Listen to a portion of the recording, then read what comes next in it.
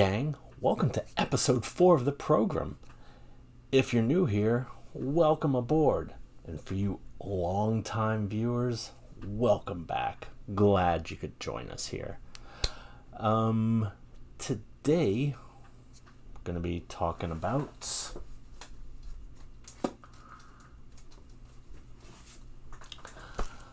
the lads from Liverpool, the Beatles. I've got 4 of their albums: Abbey Road, Hard Day's Night, Revolver, and Sgt. Pepper's. Let's see. I got into these guys, I guess, just going to be talking about my kind of experience with the Beatles. Don't really need to, go through the albums and tell you about them, because I think they're doing a pretty good job of promoting themselves. I'm not going to be up here and be all like, hey, you should get this record. It's got some really good songs on it. Oh, really? That album that's considered to be one of the greatest records of all time? Thanks, dude. So yeah, I guess I'll just make it all about me, because my show, all about me. I got into these guys when I was in like 3rd or 4th grade. I remember seeing a documentary about them on cable, and so I talked to my mom about them. And one day she picked up a double cassette of the White Album and gave it to me. Interesting choice for a 9-10-year-old. I wasn't really into that one so much. I was more into the 64, 65, I Want to Hold Your Hand, Love Me Do kind of stuff. I appreciated the White Album later, when I was 15, 16, after my mind had been expanded a little bit, if you know what I mean. After I'd gotten a visit from my Uncle Sid and my Aunt Mary Jane. Get it? Ugh, I always hated people that were just way into that whole drug culture thing. Had their little codes for things, oh shit, I don't know what you're talking about. Or had posters of buds on their wall from their High Times magazines. I did some of that stuff a couple of times, but wasn't really my thing. I was more of a drinker, I guess, back in my party days. But I wouldn't have posters of hops and barley all over my room, and wearing shirts with wheat and yeast and I don't know, whatever ingredients are in beer and liquor. But yeah, so I got into that later stuff later on, after I had done a few things, and I guess could sort of appreciate where they were going with all that. Yeah, so I was into more of the, like I said, 64, 65, Love Me Do stuff. And I do remember my dad saying that I talked about the Beatles even before that, when I was in kindergarten or 1st grade, that I came home and was hey, have you guys heard of the Beatles? And then he went to their record collection, pulled out a bunch of albums, and was yeah. But I don't really have any memory of that, and he wasn't exactly the most truthful person. He was a bit of a hardcore drinker himself, way hard, and didn't have the best memory or grip on reality. And would even just make stuff up. I mean, kind of a mentally abusive person. little bit physically. I mean, not like beating, but I do remember like do the whole "oh, why are you hitting yourself" thing, which is great when you're 6 and someone in their 30s is doing that to you. But I did actually get him back on that one time. Like, just kind of crept up, grabbed his hand, and I'm like, "Oh, why are you hitting yourself? Why are you hitting yourself? You like that? You like that?" Duh, duh, duh. And then like his sister came up to me and she was like all crying and stuff and was like, "Is this why you wanted an open casket?" Eh?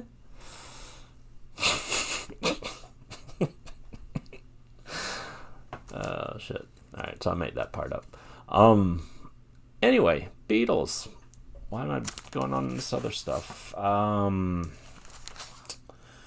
Yeah, so these 3 records here are actually from my wife's parents. They gave them to her, and so then she gave them to me, and it was cool because these are 3 of my favorite albums of theirs. Hard Day's Night, I mean, can't go wrong with that. I've actually got a shirt of this around here somewhere, and it's full of holes, but I got it on eBay like 25 years ago or something, and wore the shit out of it.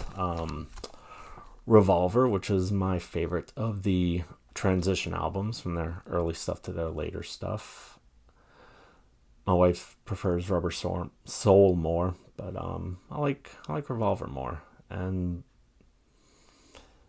yeah, can we just talk a minute about how they had a transition period, even though they were only around for like 7 years in the mainstream, like 63 to 70. Like there's some bands that go that long between putting out an album, and they put out everything. Like, I don't know. So when people are like, "Oh, Beatles aren't all that great," like, dude, yeah, no, they kind of are. And Sgt. Pepper. I remember swiping this from my stepdad when I was a kid. So it's cool to get this back in my collection from another parent. Abbey Road is one of my just favorites of all time of theirs.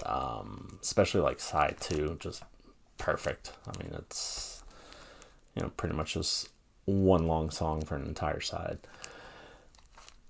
And so this was one that even though mine got, like I said, lost in Katrina, I definitely, when I saw it on vinyl again years later, picked it up because it's a personal fave. And if you haven't seen the Get Back documentary on, I believe, Disney Plus, definitely check it out. It is so cool. It's pretty long. It's like 6 hours, like I think 3 2-hour episodes. And some people might find it boring. Like, I remember we actually did watch it with my wife's parents, and like they seem to be enjoying it, but not like super into it. Whereas like I was just like, oh, because it's just a lot of, you're watching them sitting around coming up with all these songs just like in the moment, which was cool because usually you just kind of, or at least I just kind of thought of like them getting these songs handed down from God and just but you see like the awkward developing of the songs, which was like really cool and interesting and kind of cringy at some moments. Like they were doing Don't Let Me Down, and like there's part where like Lennon's like, "I'm in love for the first time," and McCartney's like, I'm in love for the very first time," and it's like, like just nails across the chalkboard on just how bad. And like, yeah, I'm glad that didn't make it to the final cut, because I would have just been like, "Oh, Paul, you should have been at the Dakota in 1980 instead."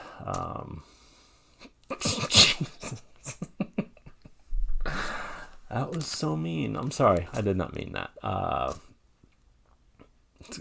mean, Paul's like my favorite solo Beatle. I think he put out the best stuff.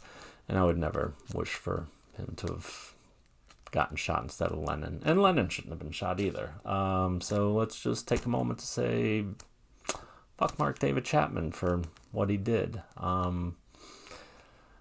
Hopefully he never gets let out of prison. I know he had to do like 20 years, like my wife was saying, and like every 2 years he's up for parole, and every 2 years he gets rejected. So hopefully that continues to be the case, because yeah, dude's a dick. And so screw him for killing a Beatle. You know what, I mean, I know all life is precious, but sorry, you kill a Beatle, you're doing life. And that's today's message. Don't kill a Beatle. So that's all I got to say about that, I guess. And I guess let's see what's up for next time. Oh, I guess I got a little ahead of myself, because these are supposed to be alphabetical, and I went to BEAT instead of BEAS. So next time it'll be another group of boys, but these ones are from New York. Well, one of them's from Philly, if I remember my lyrics correctly. Beastie Boys, BEASTIE boys. So see you then.